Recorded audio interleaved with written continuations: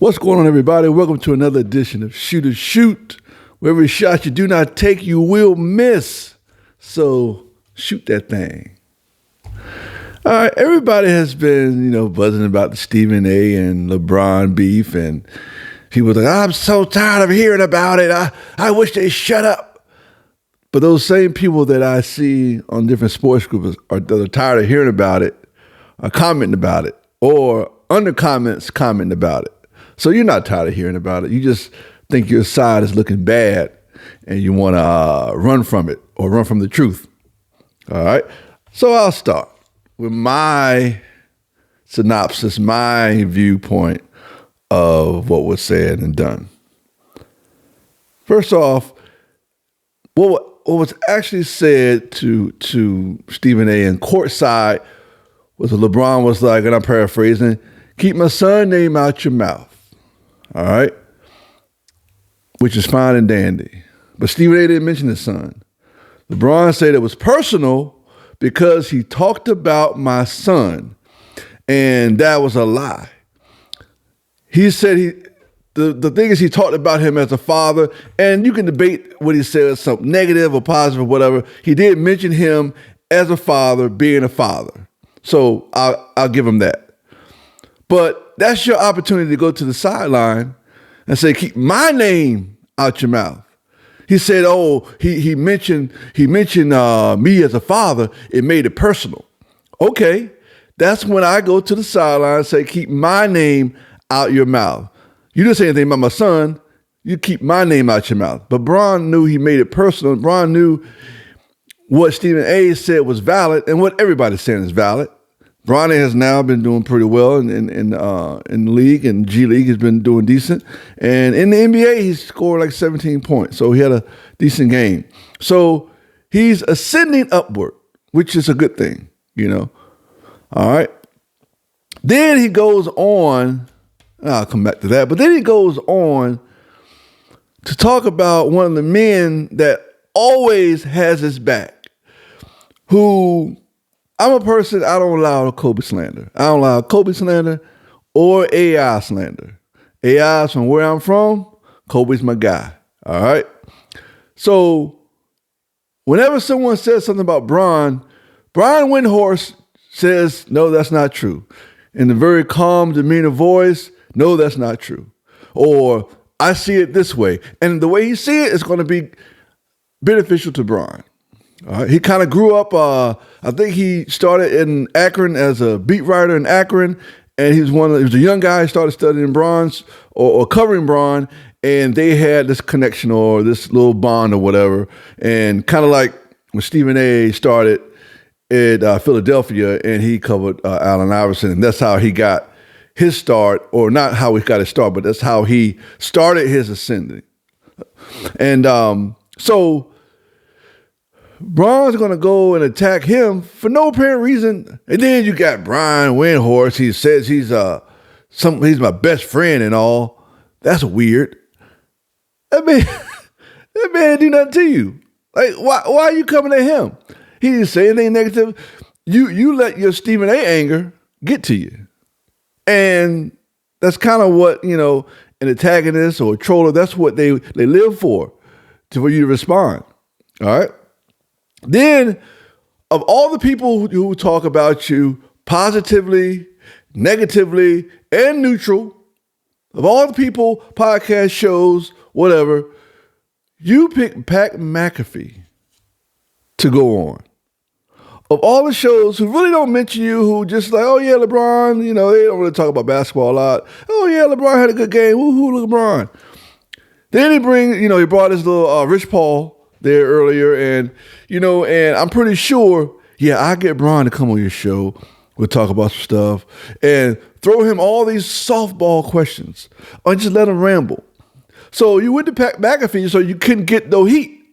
You couldn't get that flame thrown at you, those questions asked at you that you really couldn't answer or that you were caught in a lie for. My opinion, I don't know what y'all feel, and that's what y'all feel is what y'all feel. All right.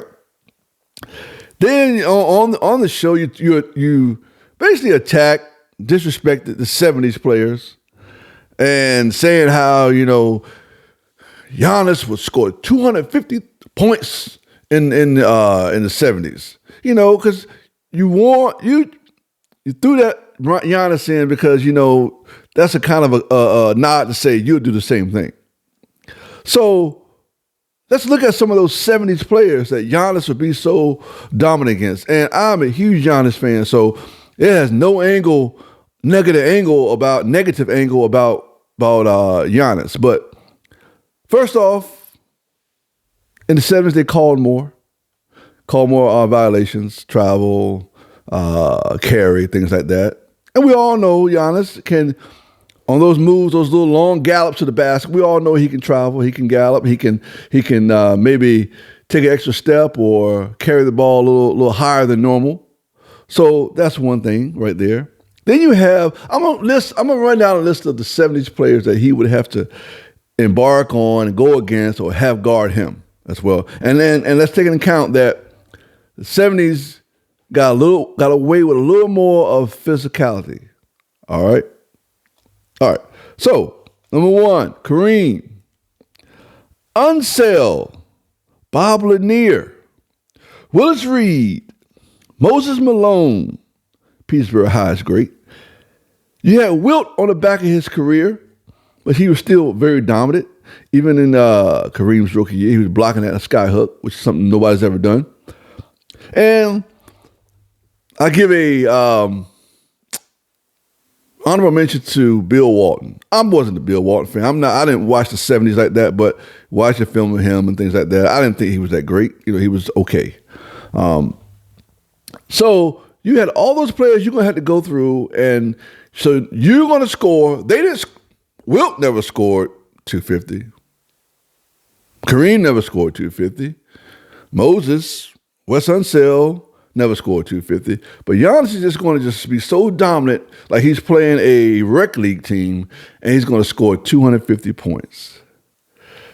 As I lean on my nephews again, stop the cap. Then, one of my favorite parts about the whole interview, Pat McAfee asked him, how is you and Michael Jordan's relationship? And he says, pause for a little bit. Yeah, it's good. Now, we all know what that means. We all know what that gesture means. We all know what that little bit of pause mean, and how he said what he said.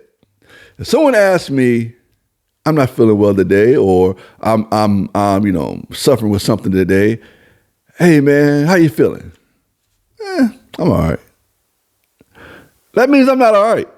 That means I'm not very well. I'm not great.